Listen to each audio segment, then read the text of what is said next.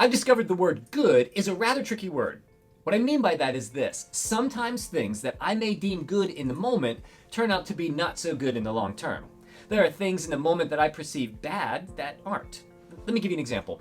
I live in upstate New York, and when I think about winter, I'm like, winter is bad. It's cold, it's harsh, it's very, very difficult. But the long term reality of that is this: we don't have scorpions and tarantulas in the summer, so that is good, at least from my perspective. So the other side of that coin is this: I would perceive that winning the lottery in the short term is good. But did you know this? According to the New York Daily News, 70% of lottery winners go broke in 7 years, and 33% declare bankruptcy. So long term, that's not good. So harsh winters are bad, but then I don't have scorpions and tarantulas, and winning the lottery is good, but it really harms people in the long term.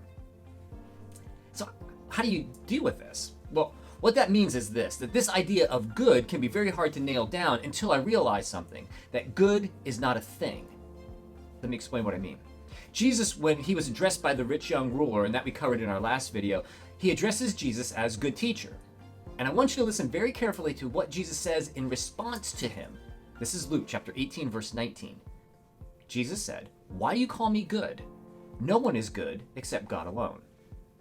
Well, I think about that for a minute. That's a peculiar response until I understood this. If God alone is good, then good is not a thing or a circumstance, or good is not a desired outcome. Good is God. So armed with that understanding, when I follow Jesus, I live, when I face hardships, when I have pleasant moments, when there's soul-crushing disappointment, when I still continue to follow Jesus, then something like Paul's words to the Romans actually make a whole lot more sense when I realize good's not a thing or a circumstance, good is God.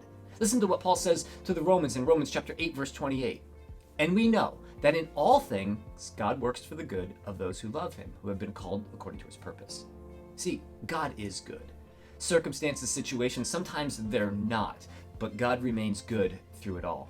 So God is good, and that doesn't mean situations are. So no matter what you may face, no matter what might come your way, no matter what you may be dealing with today, and you may be calling it bad, or you may be calling it good, or you may be calling it boring, whatever it may be, good is not a situation. Good is not a circumstance. Good is God. So through all of it, hold on to him.